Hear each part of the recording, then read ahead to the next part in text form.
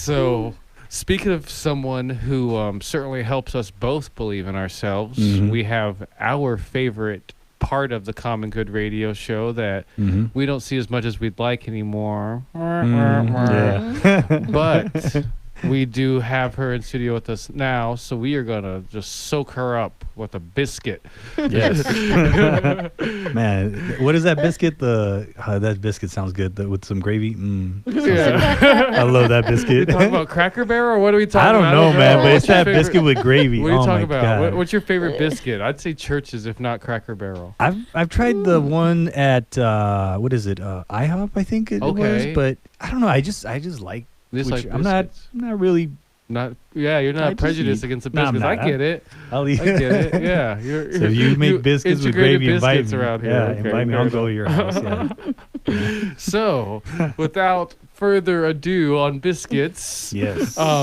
We have Dr. Jennifer Herrera in studio with us. She's the superintendent of Tucson International Academy, the author of the book Making College Come True, 10 Keys to Success, and the newest talk radio show host in the city of Tucson for how many shows now? I want to think at least maybe close to 20. Probably. Yeah. Wow, probably. Man, time flies. It goes fast. Yeah. Thank you for being here with us again. Thanks for having me. Yeah, I love Dr. it. Jay in the house during basketball season at that. I'm ready. Yeah. Put her in, coach.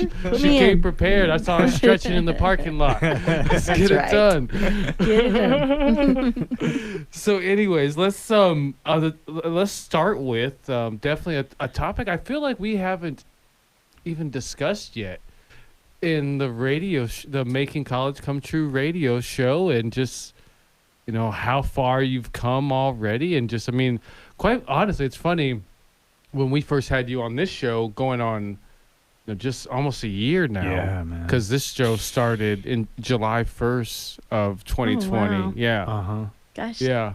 That's a long, that went fast too. I know. Yeah. I mean, just barely talking about it. I know. And as an idea. Tucson International Academy, as much as we were talking about GAP earlier, like you guys made this happen. Like we are here because you guys. So thank you for that, for sure.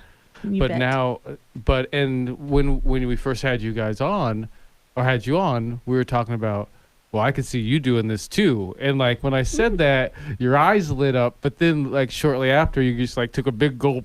Yeah, like no way. There's no way that we could pull that off. But yeah, we're doing it. It's worth it. It's really been a lot of fun. And hopefully we're able to encourage a lot of people. I think so. Absolutely. And I think so. And I think like with this show, like I see the future for it, and I see the next steps for it. So I'm excited for it. Even though, unfortunately for you, definitely at the end of a school year, you get super busy, and it definitely seems like you got stressed by the mounds. But you made it. You made it through. Made it through COVID year. Yeah, I know. Yeah. Congratulations That's the again. extra bonus. Yeah. Awesome. Wow. So. Tell us your thoughts on the Making College Come True radio show, and and where you're at now. Well, it's because from this show, Common Good, we're trying to put a voice out there that's encouraging. This year has been extremely negative. Anything you see on the news or hear on the news is negative. And after a while, it begins to impact your emotional state and your performance and even your health. And so with that happening, it's good to counter it with something like the Common Good. It talks about good things happening right here in our Tucson community and amongst ourselves that we are aware of, and sharing people's stories and lives, because life goes on. In spite of every difficulty, life goes on. And so that's what I like about this show. Common Good, I like it because it's positive, it's encouraging, and it's truth. And we don't have like, this version of truth and that version of truth, which is what drives me crazy about mainstream media. And so to have a show that's just regular and normal and honest and talking about good, encouraging things, I can't get enough of it. So for me, I love that you did this show, and I think it's been a huge hit. I sure have learned about a lot of resources here in town just listening to this show myself. Being able to meet great people There you go. and just seeing the connections that we have with Tucson is a big city, but it's not so big. Like you run in similar circles and you run into each other over and over again. Yeah. And to me, I find that comforting being from a community of 2,000 in Indiana. Interesting. Yeah, and I love that, like you said, the connections. That's what I really love about this. Just the great, amazing people that you get to meet, and knowing that you're not alone in the, trying to stay positive no matter what, area. Like that's what we're doing. So I'm really grateful to have you in my life, where we talk about a lot of positivity. When we have conversations, man, it's all good stuff. That's what I love about it. So. And it's like that's something I learned from Tony Robbins is you have to pick how long you're going to let yourself focus on the negative, because it does happen and you don't want to be fake and not acknowledge it, but you don't have to let it rule and reign. And that's where you come in and turn that thing in, saying, I believe in myself, and we can do this. We can make a difference. I mean, you proved it with your life of living on the streets and then making those changes even to the legislation. I mean, with being around people like you two, just as proof that it can go forward. Everything can go forward. So, and vice versa. Yeah, definitely being around you. Like, I don't know. Sometimes it's hard for me to even wrap my head around the idea that every week I get to do a radio show with a doctor in education, the superintendent of a network of schools that she created, the author, especially before I even authored a book, the author of a book, like. It inspires you, and it inspires you to be better and to go for more. And that's what we need to be around. We need to be around people like Jennifer, around people like you, so that we can see what they're doing, and we're like, wow, that inspires me. I want to do that. And we then start to inspire other people. Hey, I want to write a book. Today I just had a conversation with somebody who wants to write a book, and he was calling me. We talked about it, and so we're having that domino effect. You're gonna pass it on to me. I'm gonna pass it on to somebody. But this is the Common Good Radio Show, brought to you by Veteran Rescue Mission, not Making College Come True, brought to you by Tucson International Academy, which I do get mixed up sometimes. It's because you're on both. Yeah, absolutely. So, we were talking about before we went to the break how you inspired me, which was a domino to inspire Andreas to write and finish our books and put them out so we can hand them to people. Tell us about your book, Making College Come True, and what inspired you to do that. Well, Making College Come True is something that that just happened for me. I mean, it didn't just happen, but I never had like a step-by-step how to go to college and how to get all the degrees and things like that. But then you come around people who want to go to college, and you're thinking, why don't they just go? Well, then they start asking questions, and you realize, oh, okay, so they're just unfamiliar with the process. So, that's something I can help with. So I can sure help with a process. And so writing the process down and then working with our students, I saw the emotional component, and I thought, hey, I was a Tony Robbins coach. I can help with that emotional component. Everyone is good enough. You have to just decide. And how do you, what is your preconceived idea about college? What does it really do? What does it do in your opinion? What does it do from the community you're coming from? Because all those perceptions impact it. So it is like step by step. It's also emotional awareness. And then it's also just having some skills. You have to have the academics. You have to have the drive. There has to be a reason, a clear purpose, vision, mission, some sort of driver for it. And then you do have to put feet on the ground and do it. You cannot just talk about it, think about it, plan it, and wish it happened. You have to actually do something about it. And the doing is tricky, because once you start to do it, you're going to hit other roadblocks, and you have to find a way around them. So you need to bring in a skill set of problem solving with you as you go on that big adventure, especially if you're the first one in your family to go to college. Those are amazing. All those points are great. And which one would you say out of all those are the biggest roadblock for people when they're going to college? I know all of them absolutely are important, but which one would you say is the one that really people get stuck in? That's a very good question, and my answer has changed over the years. But right now, after 19 years of getting kids accepted into college and seeing how that works, it's the last one, the fourth one, your community. Your environment actually ends up coming back around and impacting your ability to get it done. It's almost if right now you're picking up where we were talking about before you came into the studio. Yeah. Because I was just talking to, I've been talking to Andreas a lot lately, about how he has to form an environment for productivity.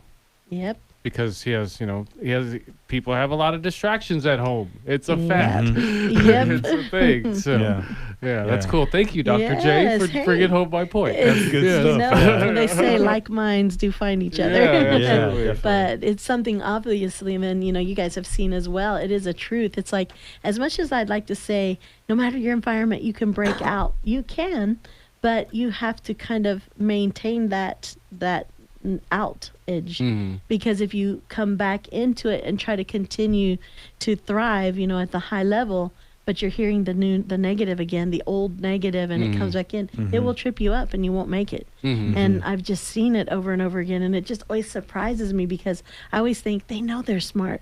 They have the step-by-step. They're already accepted. Why are they not finishing college? And it's because they get sucked back into it because they're lonely. And sometimes families don't know how to accept the fact that you've moved up, like you've started a business, or you're trying to get a degree. And there's the old thing of, well, it makes them feel inferior, which is such a lie. That's not it at all. It always takes it just takes more than one person. You cannot just do something on your own. You got to have people supporting you and encouraging you. And you have to make those more than the ones that are pulling you back. And they pull you back with good heart. They love you. They just want to be with you more. But being with you more when you don't have time doesn't work. So then they're like, oh, well, you're rejecting me. And then the person in college is like, oh, but I don't want to be rejected. I guess I have to live at home if I'm not going to be rejected. Well, I can do college from home. I can live at home and finish my degree. Yeah, well, the next thing you know, well, you're not contributing to the bills. You need to get a job. Oh, well, you need to get a second job because so-and-so lost his job, and now we have to all pull together more. And if before you know it, college is gone. It's not even a priority because it just seems insurmountable. And, well, they're getting along anyway. They don't really need it. That whole mindset comes in, and that's a tricky one. So, but if they could just get through college, think how much more they could help that same family. And it's just 2 years away. I say that on delayed that gratification. On that thought, what I think we've maybe touched on this in the past, but I certainly always love hearing about it. Like, what inspired you to start Tucson International Academy? Because just that in itself, like, that's a large undertaking. Just the idea of starting a school or starting a curriculum or any of that, it always makes me kind of like hold my breath. Like, what inspired you to do that, and how did that come about? Well, funny you would ask, because guess what? It goes right with what we were just saying. It's that I got tired of seeing really good people, and I'd run into them after they had graduated from high school, and I'd say, "What college are you going to?" And they'd say, "Oh, I could never go to college." And I'm thinking, what? If anybody could have gone to college, it's you. Why did you not take that step? And then, they have their reasons, but you just know it's a lie. And it's like, wow, geez, society could have probably had a cure for cancer, but nope, they didn't feel worthy. So there you go. We lost out as a society because that person was pushed down and not able to shine. When somebody's brilliant in an area, you're like, oh man, they're a future scientist big time, or they're a future leader that leads from his heart, not just from his pocketbook, wanting more money from everybody. It's just like these good people, and if without a degree is such a door opener for every career. So if they can just get one, get it in, basket weaving. Sometimes it doesn't really matter. It's all about like who you meet while you're in college. And also, where am I going to meet someone from another background than my own? You're not going to meet it in your hometown where you grew up already. You already know those people. So you go to college, now you're exposed to something different and new, and you see things from a different perspective because they're sharing their opinion. There's so much you learn in college that's way beyond the classes. So being there in person is very important. And again, why? Environment. Get out of your old environment so you can do the new thing. If you try to do a new thing in your same old environment, you've reduced your chances like by 50% before you even start. That's powerful. You have to. Yeah, I agree with you 100%. And I want to ask you, how have these connections that you've made in college helped you out up until today in your career, your personal life? That's a good question. I don't think we've ever asked that before. That's a good one because it's interesting. It actually helps me every single day. One of them, like practically, It helped me learn how to talk to people and how not to talk with any prejudice, because when you're from a community, it's acceptable to say this about this group of people. But now you're not in that group, and now you're in another group, and now you're talking like that. You're offending them. So you learn quickly how to clean that up, because you never even knew it was offensive until you knew somebody from that background. And then you're like, whoa, I guess it is kind of rude. And of course, I don't want to be rude. So you learn that. You also learn about historically how things are. So quick story, this guy liked me. We were in an English class of some sort, and he was from Laos. First of all, I didn't know where Laos was, so I had to get a map. I looked it up, and he talked about it, and he was so arrogant. And I thought, here's this little tiny man, and he thinks he's like, Godzilla. He's, it's just like, I just couldn't relate to him really. But I tried to be nice to him, because I thought, we have to be nice to everybody. Well, come to find out, he was the current dictator's son. Oh, wow. And he was going to take over leadership of Laos. Oh, wow. And so he brings me to he tells me, he says, come over to my dorm. And so I took a girlfriend with me, I don't know what his intentions were. So we go in, and he starts talking to me, and he has it set up like a museum, and he's showing me a picture of his dad, and he's got all this decoration on him. He's showing me a picture of him speaking before a council, this little tiny man speaking before a huge council. Clearly it was government.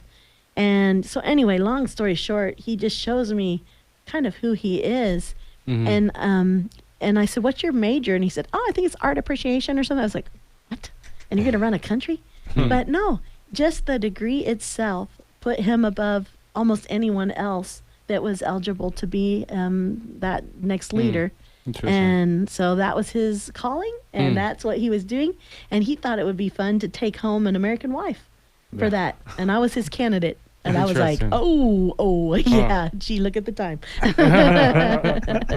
Yeah, that wasn't going to happen. You could be in Laos right now, just think it. I know you would have been here. Yeah, still not quite sure where it's located, but I mean, no, I do know where it is. And I do respect him. I mean, how humbling to show somebody that side of you. And I honored him, and I just said, wow, I mean, I didn't know I was in the presence of someone who's a future leader, and I'm going to pray for you that you are a good leader, that you do good for your country. So Nice. where would I have the chance to impact someone like that? know. In college. Yep. That's awesome. That's beautiful. That's cool. Cool story. Yeah. Well, I love thank these you stories. for being on with us once again, Dr. J. I love it. Yeah. My pleasure. Yeah, these stories are always very inspiring. They It's always are. good to hear. I love listening to other people's stories. It's just different perspective. If you're talking, then you're not learning. So I always like to listen. Nice. Well, beautiful. This is the Common Good Radio Show, brought to you by Veteran Rescue Mission.